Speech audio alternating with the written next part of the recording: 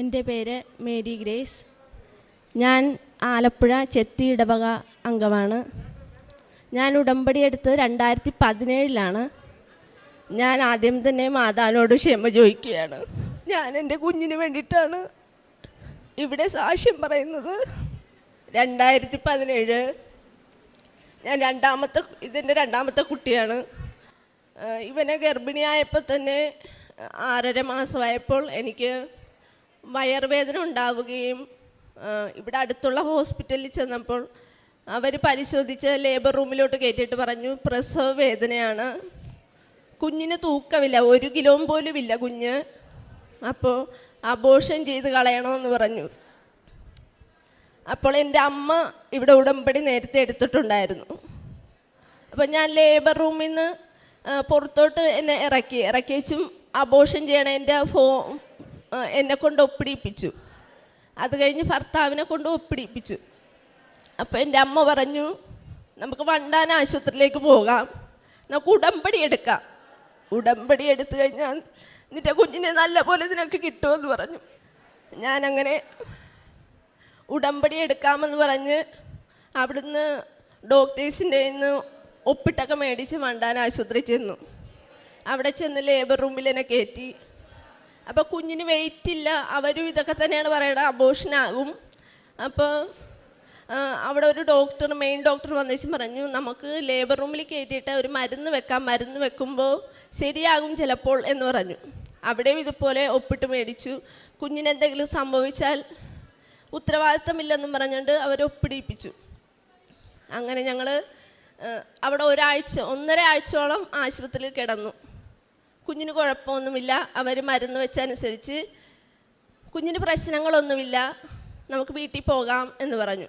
അങ്ങനെ ഞാൻ 6.5 മാസത്തിൽ പ്രസവിക്കാൻ പോയ ഞാൻ കുഞ്ഞിനെ കിട്ടുമെന്ന വിശ്വാസത്തോടെ തന്നെ പോന്നു.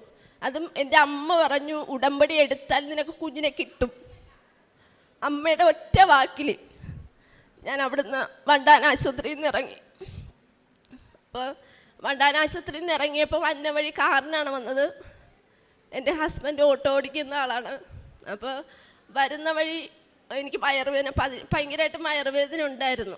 അപ്പോൾ കൃപാസനത്തിൻ്റെ വാതിക്കൽ കൂടി ഞങ്ങൾ പാസ് ചെയ്ത് പോവുകയാണ്. അപ്പോൾ അമ്മ പറഞ്ഞു നമുക്ക് നേർച്ചയൊക്കെ ഇട്ടിട്ട് പോകാം, മാതാവിനെ കണ്ടിട്ട് പോകാൻ ഒരു കുഴപ്പവും ഉണ്ടാകത്തില്ല എന്ന് പറഞ്ഞു. അങ്ങനെ ഇവിടെ വന്ന് വാതിക്കലിരിക്കുന്ന മാതാവിൻ്റെ അടുക്ക വന്ന് നേർച്ചയിട്ട് പോയി. അങ്ങനെ ഞാൻ പോയി പിറ്റേ ദിവസം ഞാൻ ഉടമ്പടി എടുക്കാൻ വേണ്ടി വന്നു. മാതാവിൻ്റെ അടുക്ക വന്ന് നേർച്ചയിട്ട് പോയിട്ട് കഴിഞ്ഞിട്ട് എനിക്ക് വയറുവേദന അങ്ങനെ ഒന്നും ഒരു പ്രശ്നവും ഉണ്ടായില്ല. ഞാൻ ഉടമ്പടി എടുക്കാൻ വെളുപ്പിനെ 5 മണിക്ക് വന്നപ്പോൾ ജോസപ്പച്ചൻ്റെ കുർബാനയിൽ ഞാൻ ഒത്തിരി കരഞ്ഞു. കുർബാന ഞാൻ ശരിക്കും കണ്ടില്ല. ഞാൻ മാതാവിൻ്റെ അടുക്ക ഇഷ്ടം പോലെ കരഞ്ഞു.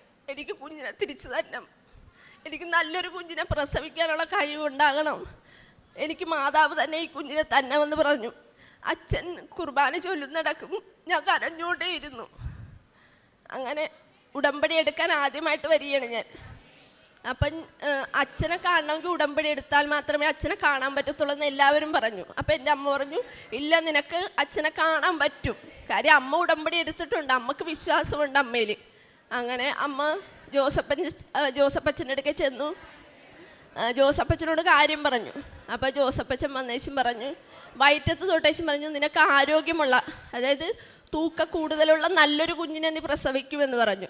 അങ്ങനെ ഞാൻ ഉടമ്പടി എടുക്കാൻ വന്ന അന്ന് തന്നെ കുമ്പസാരിച്ച് കുർബാന സ്വീകരിച്ചു. അങ്ങനെ ഉടമ്പടി എടുത്തു.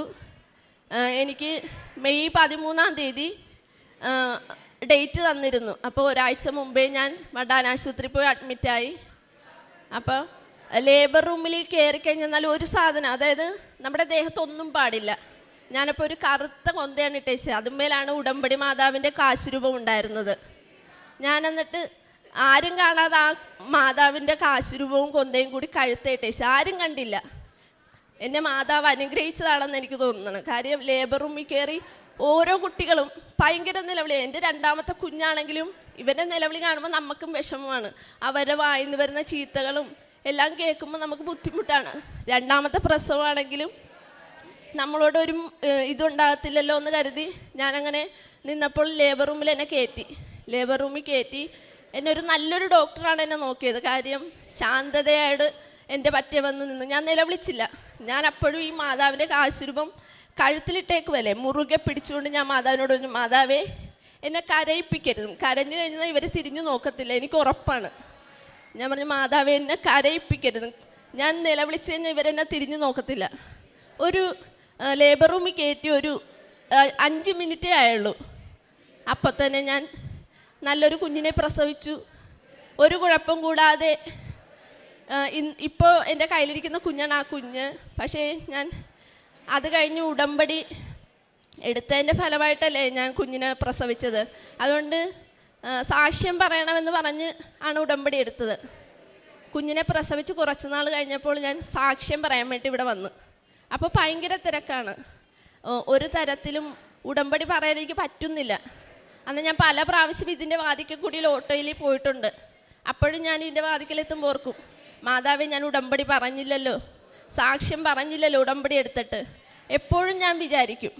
പക്ഷേ ഇന്നാണ് എനിക്കത് സാധിച്ചത്. എൻ്റെ മോന് 4 വയസ്സായപ്പോഴാണ് എനിക്ക് സാക്ഷ്യം പറയാൻ പറ്റിയത്.